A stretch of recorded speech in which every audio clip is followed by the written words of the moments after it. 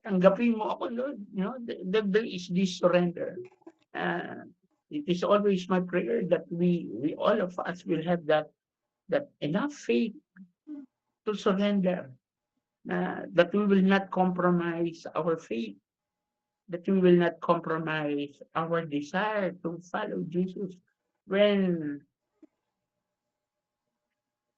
ka nga yung hindi magandang sitwasyon. Hindi naman tayo babatuhin eh. But there will be always be persecution. There will always be incident where our faith will be challenged. Our humility will be challenged. Our kindness will be challenged. And how we respond is how we surrender our lives to God. How much we respond is how much we surrender. Pinapaubaya natin sa Diyos. Pinagtitiwala sa Diyos. Yung second, yung salmo, Ama, sa iyo ko pinagtitiwala ang aking buhay. Lord, binibigay ko sa iyo ang aking buhay. That is a prayer that a total surrender. Buhay ko to. Iyo ito, Lord. Lahat ng meron ako, pag-aari mo. Kaya nga, kung naalala niyo, nabanggit ko ng nakaraan na sabi sa anniversary, yung kinanta po ng walang hinihintay na kapalit. Ibibigay ko sa iyo, Lord. Wala akong hihintay na kapalit. Yung ikaw lang at pagmamahal mo ay sapat na prayer ni St. Agustina. Lord, St. Ignatius, na Lord, kunin mo ang lahat sa akin. Ang aking alaala, ang aking karunungan, ang aking pananampalataya. Lahat. Walang hinihintay akong kapalit. Pagmamahal mo lang at presensya mo. Wow. Yun yung ating salmo today. Na nagtitiwala. And kaya yung ating gospel for today, pinakikita sa atin ni Lord yung necessity. Gusto ko po yung word na ginagamit ni Lord pagdating sa kanya. I am the bread of life. I am the living water. No? Yun yung mga ginagamit niya, no? Na salita to describe him. Pinapay, tubig, parehong pangangailangan. Ipinapakita sa akin na ang buhay talaga ay talagang may pangangailangan tayo sa Diyos. At hindi tayo mabubuhay kung wala ang Diyos.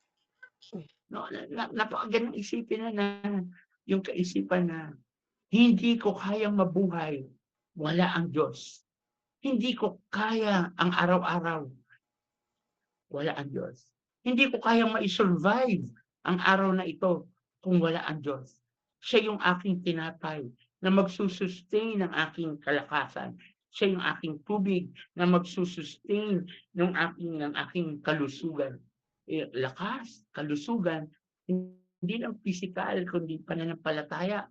No? Yung ating pakikipag-ugnayan sa Kanya.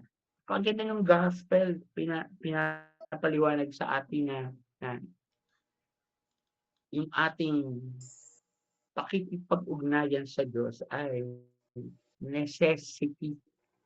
Pag sinabi natin necessity, it is something we cannot live without. Pag wala yun, walang buhay. Kaya tama eh.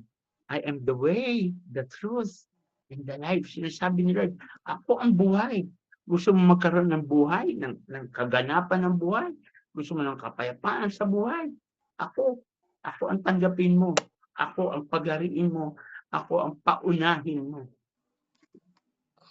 Kaya nga yung gospel today is a wonderful reminder, again, of how our relationship with God will eventually define our life, our future, our health, and our faith. Amen. Today, let us continue with our discussion on the fruit of the Holy Spirit.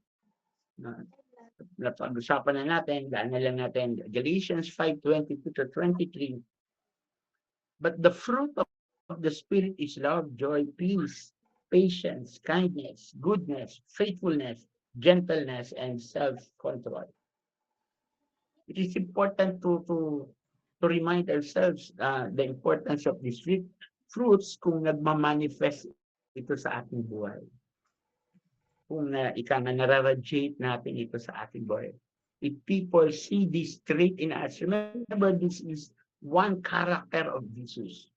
One character. Yung mga kanina, Ganda pag sabi nga ni Lord, by their fruits ano, you shall know. Everyone will know you are my disciples if you bear much fruit. Talaga ito yung bunga. Bunga talaga ng pagmamahal, kaligayahan, kapayapaan. Today we're going to talk about joy. Ano ba ang joy? Ang joy ay gamitin ko yung Psalm 37 verse 4. Delight in me and I will give you your heart's desire. The word uses the word delight. Kaligayahan. The joy is abiding delight. Yung nananatili na kaligayahan, nananatili na saya, nananatili na kapayapaan. Yung tatlo, yung kaligayahan, kapayapaan, at saya, magkakahalo-halo po. And it is a remaining. Hindi siya defined by circumstances, hindi siya, but it is defined by our relationship with God. It gives us strength, it gives us resilience, it gives us courage. Now, there's joy. Minsan binabagit sa akin ng mga kaibigan ko, ikaw, para kang walang problema. Sabi ko, parang lagi kang may pera. Sabi ko, bakit? Bakit yun naman issue na kasi parang lagi ka lang masaya. Parang hindi mo iniinda yung, sabi ko, teka, iniinda rin. Nasasaktan din. Nagwo-worry din. May takot din. Tao ko eh. Pero gusto niyo ba, pagka natatakot ako, namumroblema ako, nagwo-worry ako, may nakalagay ako rito na sign, wala kasi mangot kasi ako, huwag kayong humarang-harang ha, mainit ulo ko, wala akong pera. Ganun ba yun? Ang pinoproject ko, I have less. I have problems. I have struggles. But I have hope in my God. And my hope gives me joy. Hindi dahil solve yung problema, hindi dahil tapos yung problema, kundi ang joy ko, kasama ko si Lord. Si Stephen binabato, kasama niya si Lord, alam niya eh. Hindi siya exempted dun sa persecution, hindi siya exempted sa pananakit ng kapwa, hindi siya exempted sa masasakit na salita. Binato pa nga eh. But his joy is not on the circumstances. His joy rests on his hope, on the promises, and the truthfulness, and the faithfulness of his God.